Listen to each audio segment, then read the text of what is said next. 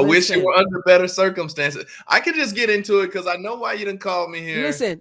Okay, because first of all, you be on here saying some things that are true. So that's the other thing, right? So I'm like, I know Don ain't lying about this. What I need from you is understanding right now. I need to understand what the hell is going on. A couple of things, because you also know Washington very well.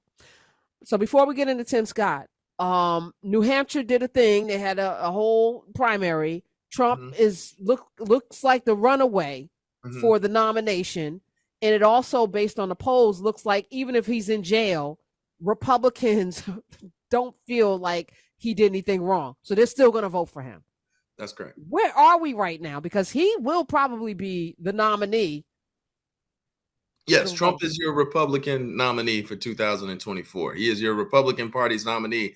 And, I kind of just laughed in SMH at the patheticness of watching in Iowa or, these people get in front of these older white folks get in front of the camera in New Hampshire and say, well, I'm voting for Nikki Haley because I'm just the morals. Hey, stop it. First of all, they're not that far apart on policy. But second of all, Donald Trump was everything that you know he is now. He was that when he descended that disgusting golden staircase in June of 2015. But before that, you accepted a whole lot of foolishness. You accepted a whole lot of craziness. You accepted a whole lot of racist stuff in 2010 when you accepted and embraced the Tea Party as an immediate and visceral reaction to the first black man being elected president of the United States. But it was cute then because they were voting R and they helped you get the House. And it was cute then because they helped you get the state legislature.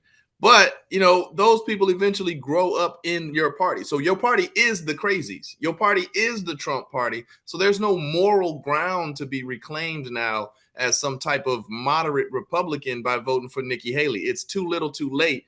You embraced the foolishness. You embraced the effery 15 years ago, and this is the natural consequence of that. So no, Nikki Haley winning New Hampshire could not have cured the cancer. It may have given you another week to live. Nikki Haley is going to get destroyed in her home state next week. She's going to get destroyed in Nevada next week, where there's a caucus and a primary. So watching Republicans, watching the Sheldon Adelsons of the world, watching the Kochs of the world talk about, oh, how we're going to put $100 million. It's too little too late, because when you allowed the cancer in, it will eventually eat you too.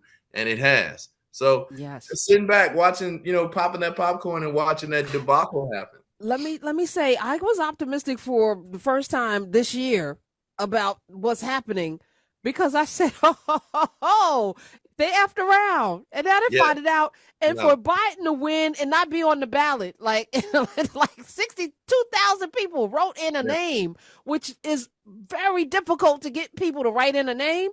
But they were like, he ain't on the ballot. I'm writing it in. I said, oh, this is about to become enthusiastic when right. it's Trump and Biden, binary choice that we will have.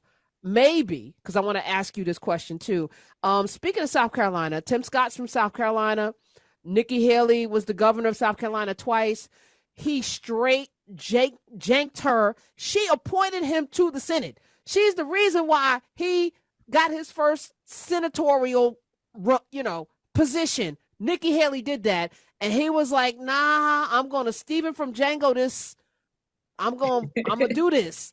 Yeah, What does yeah. it say about him and his loyalty, Don? You're his friend, so watch your back. By the way.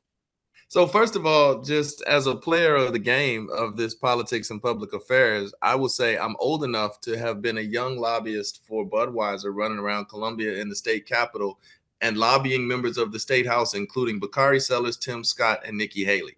These are junior backbencher Wow. members of the lower chamber. And I'm like, hey, I'm the beer lobbyist. It's a good time, y'all. So that's how far back I go in that state with those people in that space.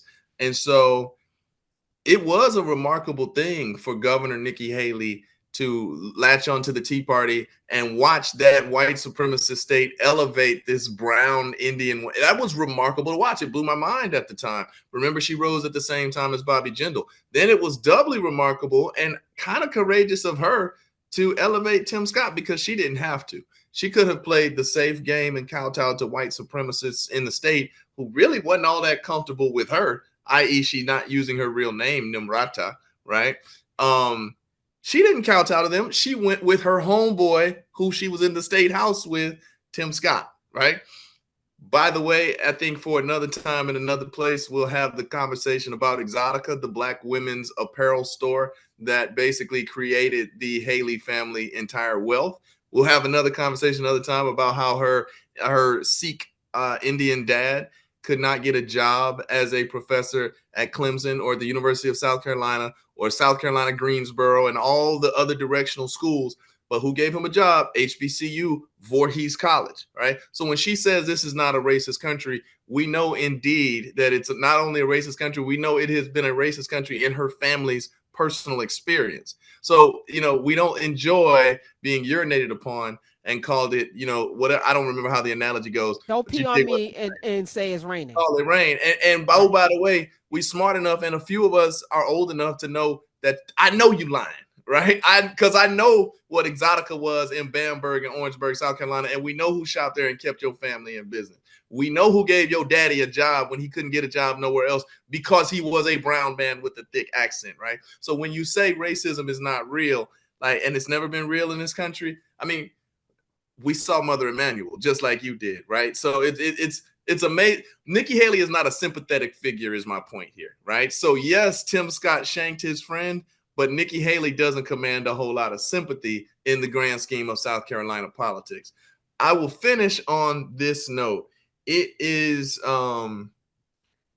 pay attention to your local elected officials, because you have three folks who are on the global scale of talking about American politics. Bakari Sellers as a commentator, Tim Scott, who is probably your next vice president, and Nikki Haley, who is running for president right now. And not too long ago, a little bit more than 10 years ago, and I'm telling you, it's gone by fast, they were low-level, backbench, not well-known outside of their districts, local officials. So if you want to pay attention to civics and public affairs for a long time, start low, because those are the people who grow through the minors and graduate to the pros. All right. Now, we were on Kiowa, Dr. Caretha Mitchell and I, and 200 other Nubians a couple of weeks ago. On those very beaches, we've called forth our ancestors, who I think are still there, regulating some things. I saw Nikki Haley has a house there, but I saw Tim Scott get on a knee with some hard shoes on and propose to the girlfriend that we hadn't seen until he endorsed Trump. Sister Mindy. What is this? What are we looking at, Don? Sister Calloway? Mindy. Sister Mindy. What are we looking at? Well, I think the great Donna Brazile, being the ultimate Democratic pragmatist as she is, she wrote a piece in The Root today, either The Root or The Griot, I don't know. But it was a brilliant piece, and she basically said, let's just call this what it is. This is Tim Scott making a objectively aggressive bid for vice president, right? That is what this is. And to the extent that he can do something for Black people from that position, hey, he's playing the game. He's doing what's necessary to get serious vice presidential consideration, lock it up early. And hey, Tim Scott. Wait, do you think he's going to do something for Black people? Well, look, I mean, Tim Scott as United States Senator, which is, again, why I know him and why I like him, is because I think he's been, for as far as conservative Republicans possibly can be, there's a lot of things that Tim Scott has contributed to Black business communities and Black staff and interpolitical communities by his presence in the Republican Party. He personally stopped a lot of the worst anti-voting judicial nominees. Now, of course, the federal judiciary is atrocious, but Tim Scott personally stepped in and kept some absolute Klansmen off of a lifetime federal appointment to the bench. Tim Scott has the most diverse staff in the United States Senate.